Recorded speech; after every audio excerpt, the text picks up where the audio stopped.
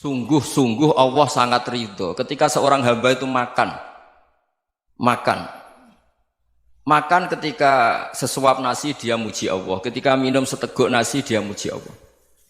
Itu kalau orang diridhoni Allah itu wali betul. Itu untuk jadi wali itu gampang. Kamu makan ridho, kamu nginjak buminya Allah ridho seneng, kamu hidup keseharian aman seneng.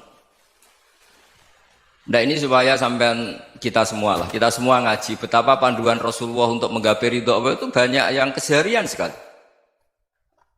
Saking kesehariannya banyak dalam hadis dan itu sahih.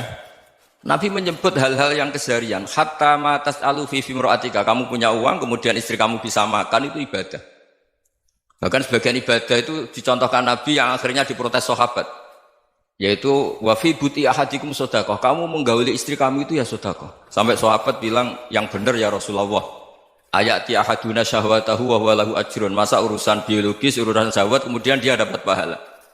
Nabi menjawab, alaysa law wada'aha fi haramin akana alaihi wisrun. Bagaimana kalau dia meletakkan ke yang tidak benar itu kan dosa.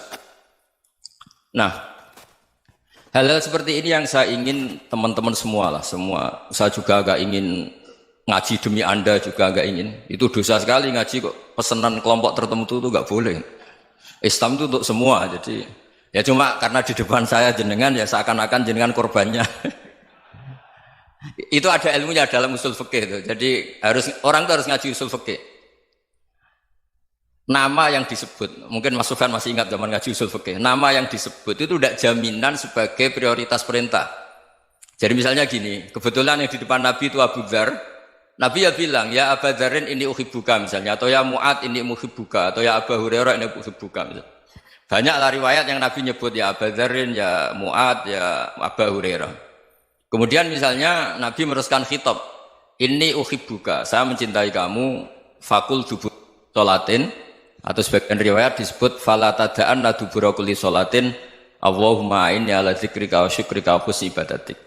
Saya mencintai kamu, siapa saja, Mu'ad bisa, Abu Dzar bisa siapa. Saya mencintai kamu, mohon kalau habis sholat kamu jangan lupa wiridan Allahumma inni ala dzikrika wa syukrika wa husni ibadatik. Ya Allah, tolong kami permudah supaya mudah ingat Engkau. Anda tidak bisa mentang-mentang, wong nama saya Parmin, nama saya Purnomo, itu yang diperintahkan Mu'ad misalnya. Jadi yang disebut satu, tapi khitab itu untuk siapa saja. Saya teruskan. Jadi saya mohon semua kita melakukan kebaikan itu, kalau dalam kaidah fikih disebut al yakin la yuzalu bisyak. Banyak kebaikan yang kebenarannya itu 100%. Tidak punya efek samping ke pihak lain, ke kelompok lain, ke komunitas lain. Itu tadi misalnya Anda makan, dan itu murah sekali, hanya butuh satu piring. Setiap punyaan kamu muji Allah, setiap minum kamu muji Allah. Itu redaksinya Rasulullah SAW disebut, Allah sangat ridho ketika seorang hamba makan, kemudian dia memuji Allah. Atau minum, kemudian dia muji Allah. Logikanya gampang, negara seperti ini yang kamu harapkan bentuknya kayak apa, mertua, ipar, komunitas, tetangga, itu nyata terjadi itu kan belum pasti. Sementara yang mesti terjadi adalah kamu butuh makan, kalau tidak mati. Butuh minum, kalau tidak mati. Butuh bumi yang nyaman ditempati, kalau tidak kita juga mati. Sebab itu Allah kalau menyebut nikmatnya itu hal-hal yang keseharian. Alladzi at'amahum min ju'. Allah itu siapa? Allah itu yang menciptakan kamu bisa makan. Tidak berlebihan, Allah itu yang menciptakan kondisi sosial itu ideal. Zaman Nabi itu ya ada orang munafik. Orang-orang pilihan Allah itu juga diuji orang sekelilingnya yang macam-macam.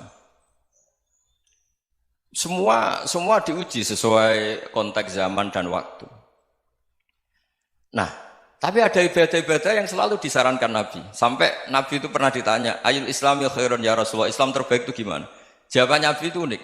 It'amut to'am. Islam terbaik itu ya makan-makan, yang santai-santai.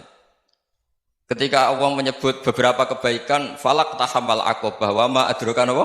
Mal aqobah. Terusannya apa? Fakku rokobah. Terusannya apa? Au it'amun fiyaumin di masubah. Ya itu acara makan-makan itu juga Islam.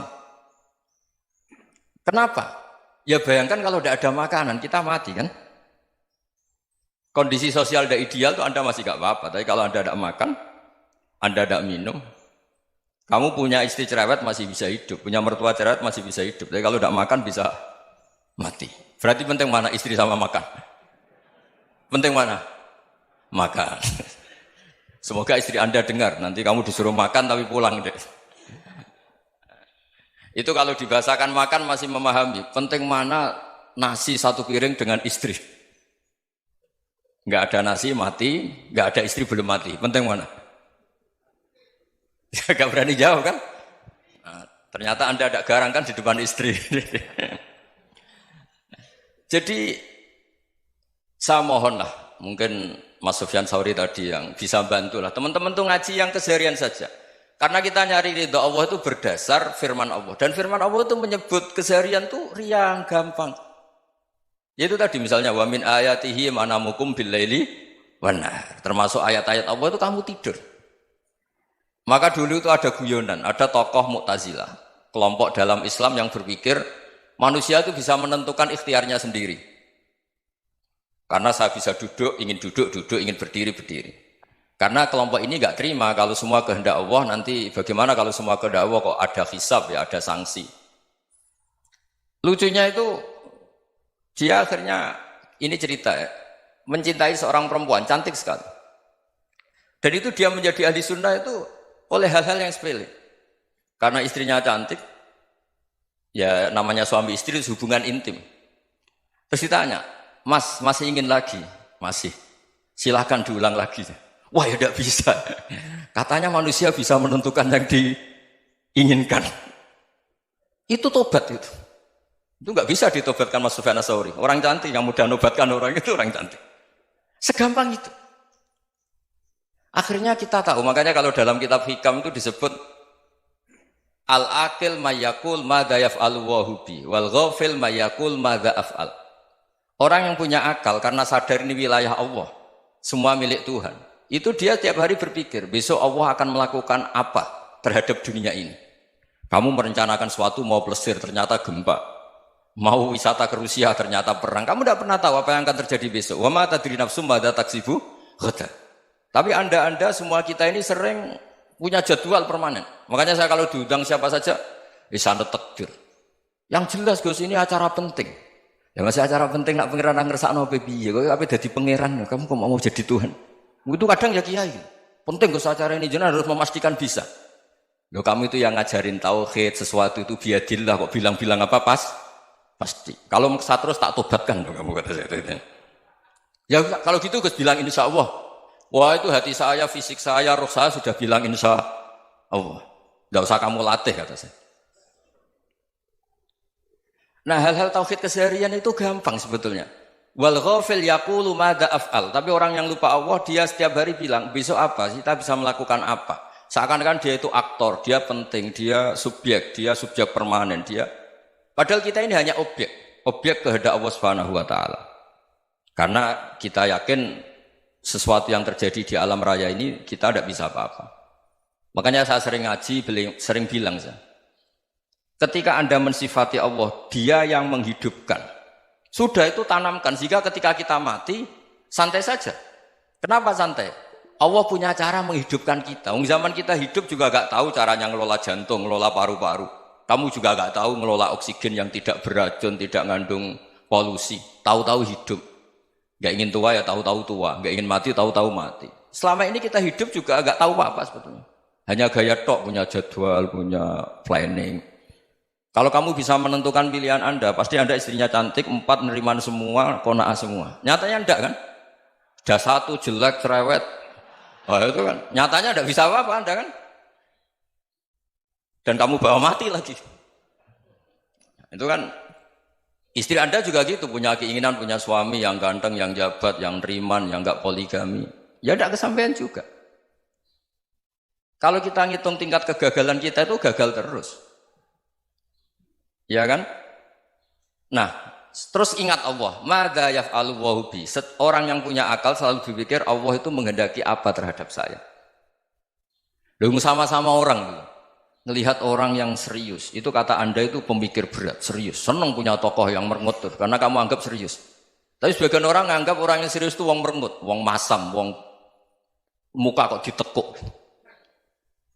Jadi sama Itu hati ya muqallibal qulub tsabbit qalbi ala dini. Karena kita enggak tahu cara berpikir kita tentang orang lain, tentang sekeliling kita. Misalnya kita orang baik yang jenis ngrumat fakir miskin. Ada orang bangun masjid mewah itu janggal. Apa artinya masjid mewah kalau banyak orang kelaparan? Tapi kalau yang jenis pendidikan apa artinya masjid mewah kalau tidak bisa ngaji? Nanti yang jenis infrastruktur apa artinya ini kalau semuanya punya sudut pandang yang berbeda-beda. Dan Islam mengapresiasi semua kebaikan. Tapi katakan semua kebaikan itu adalah kehendak Allah Subhanahu wa taala. Karena apapun baik Anda itu pakai fasilitas yang diberikan oleh Allah Subhanahu wa taala. Sehingga ini yang disebut qulillah tsumadarhum fi khawdihim yal'abun. Ya kembali tadi ke tema-tema bahwa keseharian Anda ini sudah Islami. Saat Anda tidak bisa melakukan apa saja. Saya sering ada jenazah, biasanya kalau tetangga meninggal saya sering disuruh ngelepas. Saya bilang orang ini baik karena sering ngelamun di rumah, sering nganggur di rumah. Ditanya sama anaknya, kenapa Gus nganggur baik? Ya kalau dia nganggur artinya juga agak berbuat sesuatu yang maksiat kan? Ya kan? Orang nganggur di rumahnya ya tidak bunuh orang, tidak maling, tidak korupsi, ya namanya nganggur di rumah. Lah cuma istri cara pandang nganggur gak menghasilkan uang itu. Tapi juga gak menghasilkan kriminal kan? Jadi sebenarnya Islam itu makanya kalau sampai ngaji usul fikih itu ada kitab usul fikih namanya Lubul Usul, itu terkenal sekali di pesantren itu. Itu kalau ngapresiasi keseharian itu luar biasa. Izma min mubahin illa wa yatahaqqaqu bihi tarku haramimma. Karena keseharian yang mubah saat Anda lakukan itu ada kehebatan yang luar biasa, yaitu meninggalkan haram. Makanya dulu banyak orang-orang alim ketemu temannya itu guyon sampai semalaman. Itu biasanya yang semangat Islam itu kiai kok tidak tahajud, kiai kok tidak witir. Orang yang sedang mapan uangnya banyak, malam itu tidak kelayaban itu sudah luar biasa. Melawan nafsu supaya tidak maksiat itu sudah luar biasa. Supaya lupa guyon sama temannya semalaman sampai subuh. Gejolak-gejolokan ngenang zaman miskin, zaman kuliah nggak jelas, zaman apa. Melihatnya jangan tarkut tahajud. Seperti ini meninggalkan tahajud, tapi meninggalkannya ini talkul muharramat. Jadi kayak apa hebatnya? Sehingga Imam Ghazali punya riwayat yang agak unik. Hatta takuna ibadatu akhiri hadil ummah iku an-naum. Sehingga suatu saat ibadah terbaik umat ini itu tidur. Itu kan riwayat kontroversi. Ketika Imam Ghazali tanya, kenapa iya? Kenapa kamu mulai keluar dari rumah itu sudah banyak maksiat? Melihat perempuan yang enggak mahram, melihat fenomena. Tapi kalau kamu tidur itu enggak melihat apa-apa. Tapi juga kamu jangan menganggap tidur itu ibadah betul. Saatnya melakukan fardhu ain malah masih tidur. Tapi itu sudut pandang yang menjadikan kita Islam itu gampang. Jadi saat Anda tidak bisa aktivitas apa-apa, misalnya ada beberapa orang yang lumpuh. Lumpuh itu memang nggak bisa Jumatan, nggak bisa ibadah, tapi dia juga nggak bisa maksiat. Tidur itu memang Anda saat itu tidak bisa tahajud, tidak bisa witir, tapi saat itu ada zina, ada maling, tidak gosipkan orang, tidak bully orang, tidak menanamkan kebencian, tidak hasud. Sehingga tidur menurut Allah Ta'ala wa min ayatihi manamukum billaili apa? Wan-nahar. Karena di tidur itu selain ada unsur istirahat, jaga kestamina, juga ada unsur meninggalkan beberapa keburukan. Nah saya mohon ibadah yang keseharian ini kita jaga. Supaya kita semua baca ayat itu fasih. Fasih itu tertanam di hati. Allah itu siapa?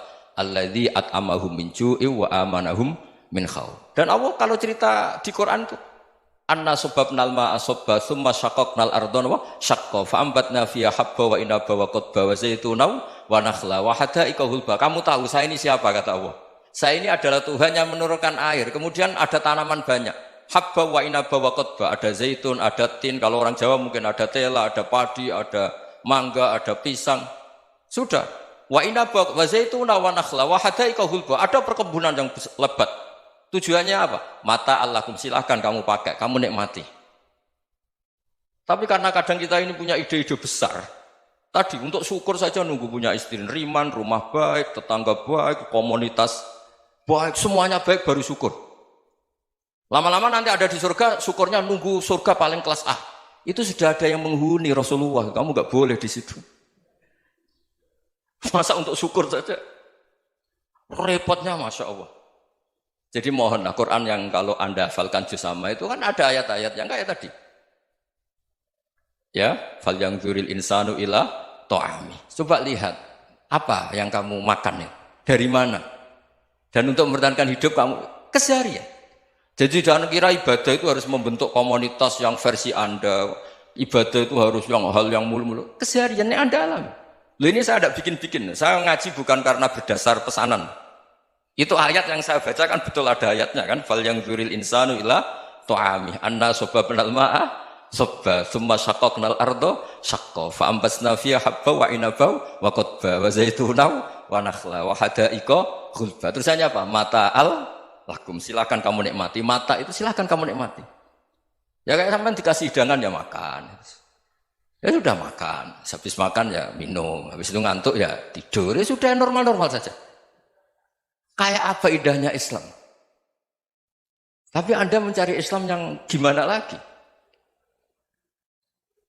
Nah itu yang diajarkan guru-guru kita, diajarkan sanad kita sampai Wali Songo, sampai Rasulullah SAW. Bahwa pada akhirnya ada jihad, ada perang. Itu dulu memang perang, bukan membunuh, beda. Dulu kita dijajah Belanda ya perang, dan itu normal karena kita dijajah. Jadi ketika orang lain ingin baik sama kita, wa in ahadum minal musyrikin astajaruka ya fa'jirhu hatta yasma'a kalam Allah. Kalau mereka ingin baik ya kita baik. Makanya ada istilah musta'man, mu'ahad. Kalau mereka ingin damai, berdampingan dengan kemajmukan ya itu yang lebih baik. Karena memang Islam menghormati proses perdamaian. Wa in janahu lis-salmi ya fajnah lah. Kalau ingin damai ya kita harus